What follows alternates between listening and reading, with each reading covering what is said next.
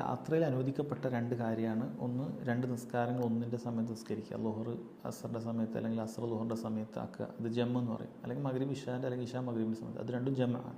ഇനി ഇതോടൊപ്പം ഖസറാക്കുക എന്ന് പറഞ്ഞാൽ 4 റക്അത്തുള്ളത് 2 റക്അത്ത് നിസ്കരിക്കുക. ഇത് യാത്രയിലാണ് അനുവദനീയം.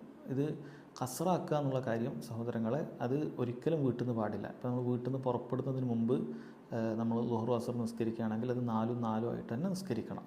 4 ആയിട്ടാണ് നിസ്കരിക്കണം. അല്ലാതെ 2 നിസ്കരിച്ചാൽ പോരാ. അതുപോലെ തന്നെ നമ്മൾ യാത്ര മുഴുവൻ ഇങ്ങനെ പോകുന്ന ഇടയിൽ അങ്ങനെ നിസ്കരിച്ചു, അവസാനം നമ്മൾ വീട്ടിലെത്തും. ചിലപ്പോൾ രാത്രി നമ്മൾ വീട്ടിലെത്തും, അല്ലെങ്കിൽ മഗ്രിബ് മുമ്പായിട്ട് വീട്ടിലെത്തും. അപ്പോൾ നമുക്ക് അസറും ളുഹറും ഉണ്ടാകും. അപ്പോൾ നമ്മൾ വീട്ടിലെത്തിക്കഴിഞ്ഞാൽ ളുഹറും അസറും 4 തന്നെ നിസ്കരിക്കണം.